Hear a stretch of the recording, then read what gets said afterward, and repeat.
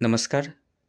हवामान अंदाज आणि बातम्या या आपल्या यूट्यूब चॅनलमध्ये मी किरण वाघमोडे तुम्हा सर्वांचं स्वागत करतो.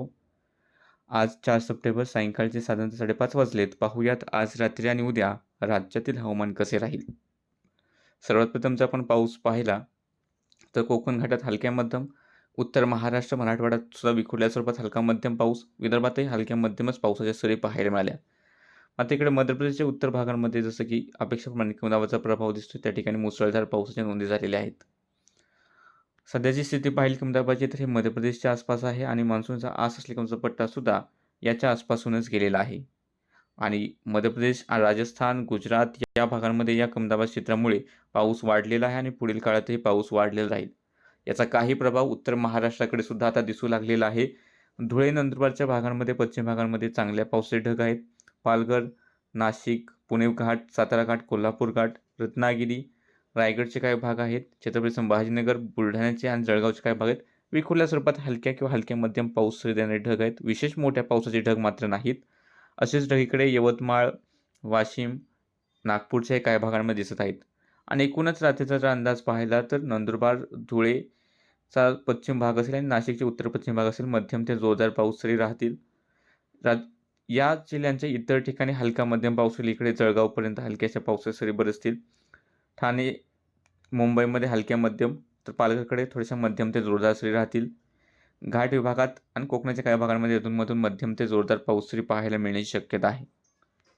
यानंतर उद्याचा जर आपण अंदाज पाहिला तर उद्यासुद्धा जो काही भाग असेल, नंदुरबार पश्चिम किंवा घाटातील भाग, धुळेचा घाटातील भाग, नाशिकचे घाटातील भाग, पालघरचे उत्तरेकडील भाग, मध्यम तर काही भागांमध्ये मुसळधार पाऊस सरी राहतील. पण घाट विभागासाठीच हा विशेष करून अंदाज आहे. मग आता तिथून पूर्वेकडे गेला तर धुळे, नंदुरबार, जळगाव, छत्रपती संभाजीनगर, नाशिक, अहिल्यानगरचे उत्तर पश्चिम भाग, ठाणे, पालघर, मुंबईच्या आसपास अधूनमधून थोड्याशा हलक्या मध्यम पाऊस सरींची शक्यता राहील. आणि या व्यतिरिक्त घाटातही पुणे, सातारा, सांगली, कोल्हापूर अधूनमधून मध्यम थोड्यासाठी जोरदार पाऊस सरी राहतील. आणि उर्वरित राज्याच्या इतर ठिकाणी मग राहिलेले विदर्भाचे भाग असतील, मराठवाड्याचे भाग असतील, मध्य महाराष्ट्राचे भाग आहेत, हलक्या किंवा हलक्या मध्यम सरीच होण्याची शक्यता आहे. मोठ्या किंवा मुसळधार पावसाचा अंदाज नाही. आपण हवामान विभागात जरी अंदाज पाहिला तर त्यानुसार उद्या नंदुरबार, त्यानंतर नाशिक घाट, पुणे घाट, पालघर, ठाणे आणि रायगड या ठिकाणी मुसळधार ते अतिमुसळधार पावसाचा ऑरेंज अलर्ट हवामान विभागाने दिलेला दिसतोय. धुळे, नाशिक पूर्व, जळगावमध्ये सुद्धा मुसळधार पावसाचा येलो अलर्ट. सातारा घाट, कोल्हापूर घाट, रत्नागिरी, सिंधुदुर्ग, मुंबई या ठिकाणी सुद्धा मुसळधार पावसाचा येलो अलर्ट. छत्रपती संभाजीनगर, जालन्यामध्ये गडघाटासह पाऊस होण्याचा येलो अलर्ट.